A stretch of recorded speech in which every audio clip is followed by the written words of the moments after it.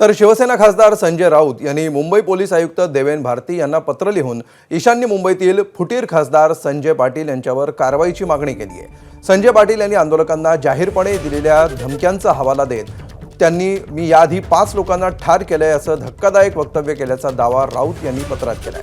दरम्यान संजय दिना पाटलांनी मारलेले ते 5 लोक कोण आणि त्यांना कधी आणि का ठार केलं असा सवाल उपस्थित करत त्यांच्यावर तातडीनं हत्येचा गुन्हा दाखल करण्याची आणि UAPA अंतर्गत अटक करण्याची मागणी संजय राऊतांनी केली आहे। दरम्यान संजय दिना पाटलांनी काय वक्तव्य केलं होतं आणि त्यावर संजय राऊतांनी काय प्रत्युत्तर दिलंय बघूया।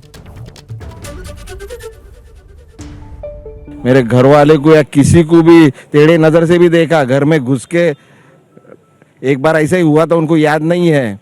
उनको बोलो जो उनके दादाजी होंगे किसी के जिंदा, तो एक बार ऐसे ही मेरे पिताजी के टाइम आए थे, 5 लोग मरे थे, 5 लोग मारे थे हमने। हाँ, वैसी दोबारा वो स्थिति नहीं हो। हाँ, और हम चिंता नहीं करते, ये सब लोग है ना, सब पे उनको लग रहा होगा उनके पास कोई अंडर बंडर खुद के जी में तो दम नहीं है कुछ करने का, चढ़ाते 2-4 कोई फालतू दादा लोग हैं उनके पास।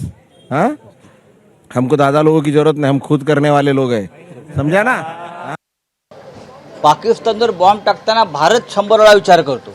मग मोदी पाकिस्तानवर बॉम्ब टाकताना भारत 100 वेळा विचार करतो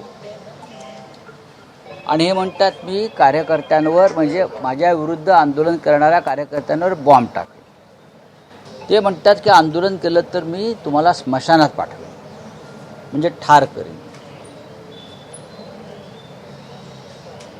आणि माझ्या नादाला लागू नका, मी याआधी 5 लोक ठार केले।